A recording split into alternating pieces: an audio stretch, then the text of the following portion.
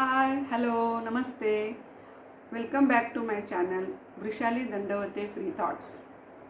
आज हम महाराष्ट्र के बहुत ही जाने माने सुप्रसिद्ध लेखक, साहित्य रत्न, लोक शाहीर कॉमरेड अण्णाभाऊ साठे जी इनके बारे में और उन्होंने जो लिखा है, उनकी कथा, उनके उपन्यास और उनके वैचारिक लेख, शायरी, इसके माध्यम से उसके बारे में हम थोड़ी जानकारी लेंगे। और जो उन्होंने कथा लिखी है वो कथा मैं आज आपको सुनाने वाली हूँ। आज 1 अगस्त है। आज अण्णाभाऊ साठे जी का जन्मदिन है। इस अवसर पे मैं उनका परिचय और उनकी एक कहानी आपको बताना चाहती हूँ। अण्णाभाऊ साठे 1 अगस्त 1920 का उनका जन्म है और महाराष्ट्र के सातारा जिले में वाटे गांव में उनका जन्म हुआ था। अण्णाभाऊ साठे सिर्फ 1.5 दिन स्कूल गए और 1.5 दिन स्कूल जाने के बाद उन्होंने अपने खुद की स्वयं प्रेरणा से और स्वानुभव से ही अक्षर ज्ञान प्राप्त किया और उन्होंने जो लिखा वो सारे शोषित, श्रमिक और वंचित समाज का जीवन चरित्र अपने साहित्य में चित्रित किया। आज मैं उनकी एक कहानी सुनाने जा रही हूँ। मराठी में है स्मशानातील सोने, उसका हिंदी में हम कहते हैं शमशान का सोना। इस कहानी में भीमा नाम का एक गांव का आदमी मुंबई में अपने सपने लेके आता है कि वो मुंबई में आने के बाद कामगार बनेगा, उसको तनख्वाह मिलेगी और वो अपने पत्नी को और बेटी को बहुत अच्छे से संभालेगा।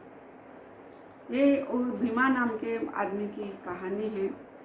लेकिन मुंबई में आने के बाद भी उसको काम नहीं मिलता, वो बेरोज़गार रहता है और रहने के लिए उसको जगह भी नहीं मिलती, तो वो मुंबई से थोड़ा नाराज़ हो जाता है और फिर वो वहाँ से मुंबई के जो उपनगर बोलते हैं थोड़ा बगल में, वहाँ पर वो रहने के लिए जाता है और वहीं पर उसे जंगल में खदान में काम मिलता है, जहाँ पर वो बहुत अच्छे से जो शारीरिक मेहनत का जो काम होता है, वो पत्थर फोड़ना, पहाड़ तोड़ना, ये सब काम बहुत अच्छे से करता है और वो बहुत खुश रहता है। लेकिन 6 महीने के बाद वो जो खदान था वो उसका काम बंद हो जाता है और वो फिर से बेरोज़गार हो जाता है। इसकी वजह से वो बहुत परेशान होता है और सोचता है कि अब मैं अपने पत्नी और बेटी को कैसे संभालूंगा, उनका पेट कैसे पालूंगा। और इसी विचार में वो जब जा रहा होता है तो रास्ते में उसको एक झरना मिलता है। जो वो झरना मिलता है तो वो उधर रुकता है और नहाता है और फिर जैसे जाने को निकलता है तो वहाँ पर उसे एक राख का ढेर दिखाई देता है। गौर से देखता है तो वो जली हुई चिता की राख होती है, पड़ी हुई दिखाई देती है। तो वो सोचता है कि कौन बेचारा मर गया, चलो अच्छा हुआ वो अपनी ज़िंदगी से छुटकारा पाया। जैसे ही वो जाने लगता है तो राख में उसे कुछ चमकता हुआ दिखाई देता है। वो झुक के देखता है, हाथ लगाता है, देखता है तो वो सोने की अंगूठी होती है। बहुत सुखद धक्का बैठता है कि मतलब राख में सोने की अंगूठी मिली। वो फटाक से उसको उठा के लेता है, अपने मुट्ठी में दबोचता है और वो घर जाता है। दूसरे दिन वो शहर जाके वो अंगूठी बेच के अपने घर के लिए खरीदारी करता है। लेकिन अभी उसको एक नया रास्ता कमाई का मिल गया। वो सोचता है कि मैं ऐसे ही शमशान जाके शमशान की राख से मैं सोना इकट्ठा करूँगा।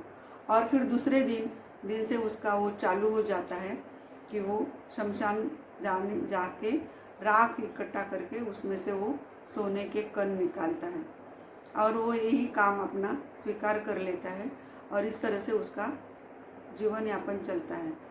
लेकिन उसकी पत्नी इससे खुश नहीं थी। उसको ये काम अच्छा नहीं लग रहा था कि हम शमशान के राख से जो सोना निकल के उससे जो हम अपना जीवन यापन कर रहे हैं। लेकिन भीमा को वो काम अच्छा लगता है और वो करते रहता है। एक बार ऐसे होता है कि एक उसके जो बगल में गांव होता है, वहाँ के साहूकार की मृत्यु हो जाती है और भीमा सोचता है कि मैं आज के आज ही जाके उनकी गोर खोद के वहाँ से मैं सोना निकालूँगा। और वो उसी रात जाता है और वहाँ से वो मुर्दा उखाड़ निकालने का कोशिश करता है। लेकिन उसके पहले ही वहाँ पर लोमड़ी आ जाते हैं और बहुत सारे लोमड़ी का झुंड आके वो सब मिट्टी निकालते हैं। और वो आधा अधूरा निकली हुई जो मुर्दा होता है उसको ही वो बाहर निकालता है और उसमें से वो सोना निकालने की कोशिश करता है। लोमड़ी भी उसके साथ बहुत झटापट करती है क्योंकि उनका वो अन्न है, तो उसके लिए वो उसके साथ बहुत जंग होती है। एक इंसान और जानवरों के बीच एक मुर्दे के लिए वो एक उन्होंने बहुत अच्छा उसमें उसका वर्णन किया है। और फिर वो जो सोना निकालने के लिए चक्कर में वो पहले तो उनके वो मुर्दे के हाथ में उंगली में जो अंगूठी होती है वो निकालता है, उसके बाद में कान की बाली भी निकालता है। पर अब उसको लगता है कि मुंह में भी ज़रूर उनके सोना रहेगा, तो वो जबड़े में भी हाथ डालने की कोशिश करता है, लेकिन वो दांत से पूरी बंद हुई रहती है, उनका मुंह पूरा बंद रहता है। तो फिर वो जो उसके पास पहाड़ होती है उसको एक तरफ से डाल के वो खुलवाता है और अंदर उंगली डाल के वो निकालने की ढूंढने की कोशिश करता है, टटोलता है। उसको अंगूठी मिल भी जाती है, लेकिन वो अंगूठी वो लेके जेब में डाल के वापस अंदर हाथ डालता है। तभी होता ये है कि वो जो सारे लोमड़ी का झुंड था वो लोमड़ी ज़ोर ज़ोर से चिल्लाने लगते हैं।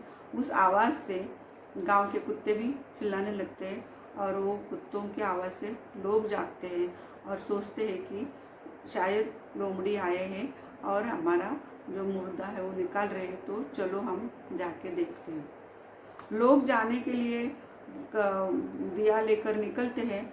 वो सब आवाज़ आती है तो भीमा बहुत डरता है और हाथ निकालने की कोशिश मतलब करने से पहले ही वो अपनी पहाड़ निकाल लेता है, तो उसकी उंगलियां जबड़े के अंदर अटक जाती है।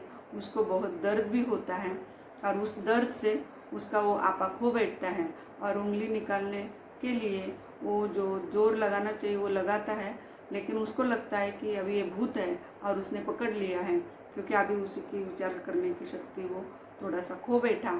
और फिर वही वो खोपड़ी के माथे पे वो पहाड़ से मारना शुरू करता है, तो और ज़्यादा उसका हाथ उसमें अटक जाता है और उसकी उंगलियां बहुत बुरी तरह फंसती है और उसको दर्द भी बहुत होता है। किसी तरह उसके वो ध्यान में आता है कि अरे मैं ऊपर से मार रहा हूँ तो मेरी उंगली को लग रहा है। तो फिर से वो जबड़े में वो एक तरफ से पहाड़ डाल के वो जबड़ा खुलवाता है और उसकी उंगलियां निकलती है, लेकिन उंगलियों की हालत बहुत बुरी होती है। चमड़े के साथ खाली वो चिपक के रहती है, लेकिन पूरी टूटी हुई होती है। वो वहाँ से भयभीत होके लोगों के आने के डर से वो बहुत ज़्यादा घबरा के भागता है और घर आता है तो वो बीमार होता है, उसको बहुत बुखार आता है। और फिर कल दूसरे दिन जब वो डॉक्टर के पास जाता है तो डॉक्टर उसकी उंगलियां काट देता है, क्योंकि उसकी उंगलियां बची ही नहीं होती। इस तरह से उसकी दोनों उंगलियां काटने के बाद जब वो घर आता है तो उनको खबर मिलती है कि कल से खदान का काम फिर से शुरू होने वाला है। एक खबर सुनते ही हाथी जैसा भीमा फूट फूट कर रोने लगता है और उसको बुरा लगता है कि उसने शमशान के सोने के पीछे अपने 2 उंगलियां लगाई। तो ये थी कहानी स्मशानातील सोने। बेरोजगारी का जो प्रश्न है वो तभी भी था और आज भी है। आपको ये कहानी कैसे लगी आप ज़रूर बताना। लाइक, शेयर और कमेंट ज़रूर करना, सब्सक्राइब करना। मिलते हैं अगले वीडियो में, तब तक के लिए बाय बाय।